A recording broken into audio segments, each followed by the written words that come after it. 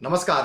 मैं ज्योतिष शास्त्री रमेश चौबे उपस्थित हूं आपके समक्ष आज देवगुरु बृहस्पति और शनि देव से संबंधित कुछ विशेष जानकारी को लेकर के।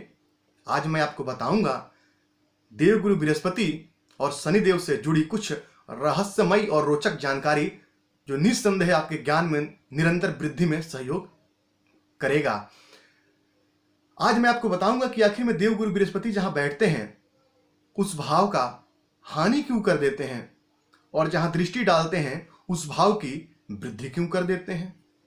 साथ ही साथ मैं आपको बताऊंगा कि शनि देव जहां बैठते हैं उस भाव की तो वृद्धि कर देते हैं, लेकिन उनकी दृष्टियां जहां जहां पड़ती है जिन जिन भावों पे उस भाव से संबंधित फलों में कमी कर देते हैं या उसमें से संबंधित जो रिश्ते होते हैं उसमें कहीं ना कहीं परेशानी उत्पन्न कर देते हैं। बहुत ही रोचक, बहुत ही इंटरेस्टिंग जानकारी है। तो आइए सबसे पहले मैं बात करूं देवगुरु बृहस्पति की। तो देवगुरु बृहस्पति जो है वो कौन है? गुरु है। और गुरु का काम होता है ज्ञान प्रदान करना, अपने ज्ञान से सारे जग को रोशन करना, सारे जग को शिक्षित करना। उनके जो विद्यार्थी हैं जो उनके पास पढ़ने आते हैं उनको ज्ञान प्रदान करना, ये देवगुरु बृहस्पति का काम है। आप खुद ये अंदाजा लगाइए, आप अपने ऊपर इन चीजों को जोड़ के देखिए कि आपके जो गुरु थे जो हमें 1 क्लास से लेकर 5 क्लास की शिक्षा दिए या जो है 5वीं से लेकर 10वीं की शिक्षा दी या उससे आगे जो शिक्षा दिए वो तो वहीं पे हैं, लेकिन उनके पढ़ाए गए जो विद्यार्थी हैं वो कोई डॉक्टर है, कोई इंजीनियर है, कोई बहुत बड़ा आईएएस अधिकारी है, कोई आईपीएस अधिकारी है, कोई जाके विदेशों में नाम कमा रहा है, पद प्रतिष्ठा अन्न धन से संपन्न है, लेकिन जो गुरु हैं वो कहीं ना कहीं वहीं पे रह जाते हैं। जैसे कि दीपक के नीचे ही अंधेरा होता है, तो गुरु बेचारे जो ज्ञान देते हैं उनका आम जीवन, साधारण जीवन, पहले के जो ऋषि मुनि थे मैं उन पे भी घटा के आपको बताता हूं कि जो ऋषि मुनि थे वो क्या करते थे। राजा महाराजा इनके जो पुत्र थे उनके यहाँ शिक्षा ग्रहण करने आते थे और शिक्षा ग्रहण करके जा करके और समस्त राज्य का कार्यभार संभालते थे, ऐशो आराम के जीवन व्यतीत करते थे, ज्ञान से परिपूर्ण होकर जाते थे। लेकिन उनके जो गुरु थे वन में ही रहते थे अपनी छोटी सी कुटिया में, यानी कि अपने संपूर्ण सुखों का त्याग। तो देवगुरु बृहस्पति जो हैं वो गुरु हैं और उनको धन से, संतान से, दाम्पत्य से, आय से कोई मतलब नहीं। इसीलिए देवगुरु बृहस्पति जो होते हैं वो कुंडली के द्वितीय भाव में, पंचम भाव में, सप्तम भाव में और एकादश भाव में अकेले बैठे तो उस भाव का नाश कर देते हैं। तो मेरा कहने का मतलब यह है कि शिक्षक बेचारे जो शिक्षा देते हैं वो तो वहीं रह जाते हैं, लेकिन उनके पढ़ाए हुए शिष्य जा करके और जगत को रोशन करते हैं, यानी कि अलग अलग जगहों पे जा करके, लेकिन वो बेचारे वहीं रह जाते हैं। इसीलिए देवगुरु बृहस्पति जहां बैठते हैं उस भाव का कहीं ना कहीं नुकसान हो जाता है।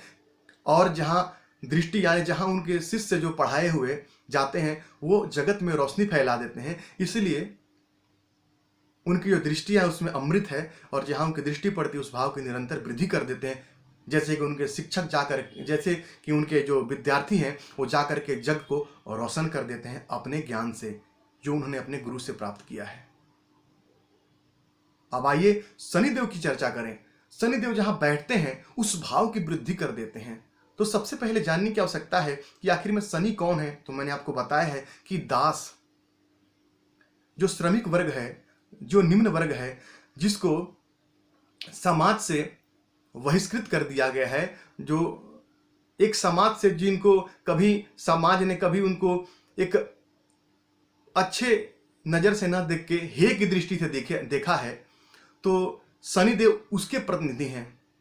तो मैं आपको बता दूं, कभी भी आप अपने से निम्न वर्ग के लोग का यदि अपमान करते हैं तो आपके कुंडली में शनि आपके खराब हो जाते हैं।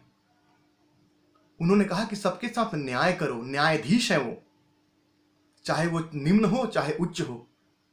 तो कभी भी आप ध्यान रखें कि आपके घर में जो व्यक्ति जो काम करते हैं, जो आपके फैक्ट्री में काम करते हैं, उनका कभी अपमान ना करें, यथाशक्ति उनका मदद करें, उनकी सहायता करें और उनको कभी किसी चीज की कमी ना हो, ये ध्यान रखना आपका काम है। तभी आप जाकर के जिंदगी में आगे बढ़ेंगे। तो आइए मुख्य विषय पे। तो शनिदेव जहां बैठते हैं उस भाव की वृद्धि कर देते हैं। देखिए, जो एक ऐसे लोग जो असमर्थ हैं, जिनके पास ज्यादा धन धान्य नहीं है, और उनको यदि एक घर मिल जाए कहीं, तो वो सोचते हैं कि वो घर उनके हाथ से जाना नहीं चाहिए, और उसको किसी तरह भी वो अपना बनाने की कोशिश करते हैं। ज्यादा दिन तक रह जाने के बाद में, ये सामान्य सी बात है, यदि हम और आप भी यदि एक घर में कुछ दिन रह जाएं, तो हमको उस घर से थोड़ा प्रेम हो जाता है, लगाव हो जाता है। और शनिदेव तो एक राशि में कितने वर्ष तक, 2.5 वर्षों तक बैठे रहते हैं। तो कहने का मतलब मेरा यह है कि जो वो निम्न वर्ग के लोग या वो जो असमर्थ लोग जिनके पास कुछ भी नहीं है, उनको यदि एक जगह मिल जाए, एक घर मिल जाए, तो सोचते हैं कि उसको हमें खाली न करना पड़े, और उसको अपना समझ लेते हैं, और अपना समझ करके और उसमें अपने दैनिक जो जरूरत की सामान है उसको रखने लगते हैं, और सारा कुछ धीरे धीरे व्यवस्था कर लेते हैं। तो घर उनको प्रिय हो जाता है, वो छोड़ना नहीं चाहते हैं। इसीलिए शनिदेव जहां बैठते हैं उस भाव की वृद्धि कर देते हैं। अब दृष्टि का क्या प्रभाव है भाई, आखिर में दृष्टि पड़ने पर नुकसान क्यों करते हैं? तो देखिए, आप वो एक व्यक्ति जिसके पास कोई समृद्धि नहीं है, अन्न धन की कमी है, वो उनके सामने से यदि कोई बड़ी गाड़ी लेके कोई जाए, तो बड़े ही एक लालसा भरी दृष्टि से उस गाड़ी को देखता है।